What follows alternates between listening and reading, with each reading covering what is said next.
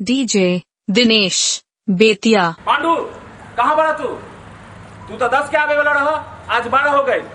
आज के ही दिन मधु के लड़का वाला देखे खातिर आवत रे। हम का बताई, हमार माई के बहुत ज्यादा तबीयत खराब हो गई बा, लेकिन रउरा टेंशन ना ली। हमार छोट भाई राजू शहरे में बाड़े, उनकरा के हम भेजा तानी। डीजे दिनेश बेतिया। मधु कहाँ जाता रू? वो पापा मैं नंदिनी के घर जा रही हूँ। आज सारा कहीं नहीं जाए के, आज ही लड़का वाला तारा देखे खातिर आवत रे। ओ पापा जा जाके तैयार हो जा जल्दी से।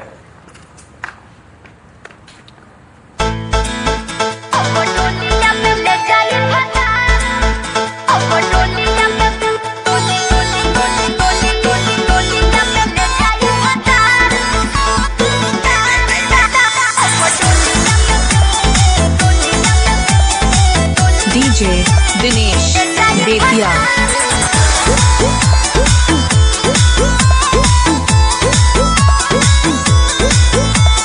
प्यार पर भरोसा नहीं यार कैलू, काहे इंतजार न हमार कैलू।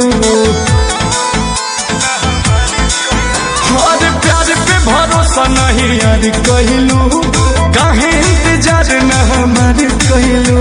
हमरो तो पीछे बा घर परिवार, कबो तले हमरा के राखी कुमार। तू तो पूछो ना कर वही बेतिया। अब डोलिया में ले जाई फसा, सुनो ये यार तू देखो तेरा हो गई बा। अब डोलिया में ले जाई फसा, सुनो ये यार तू देखो तेरा हो गई बा।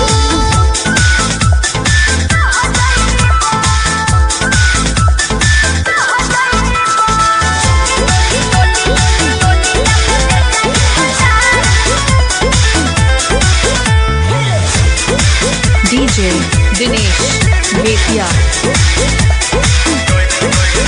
कैसे तू छोड़ के जैबू हो, चल जैबू हो। हमरा बिना का रह पैबू हो, रह पैबू हो। कैसे तू छोड़ के जैबू हो, चल जैबू हो। हमारा बिना का रह पैबू हो, रह पैबू हो। डीजे दिनेश बेतिया। चोली के घरे मोर मांगे में हाथ जन ज्योति तू घबरइब। अब डोलिया में ले जाई फसा, सुनो ये यार तू देखो तेरा हो गई बा। अब डोलिया में ले जाई फसा, सुनो ये यार तू देखो तेरा हो गई बा।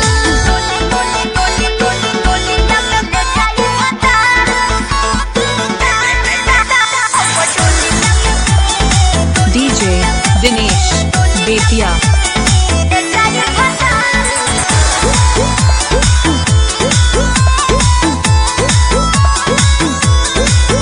शादी जल्दी में जनी करा हो, जनी करा हो।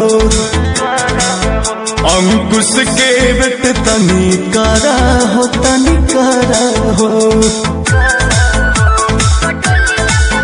शादी जल्दी में जनी करा हो, जनी करा हो।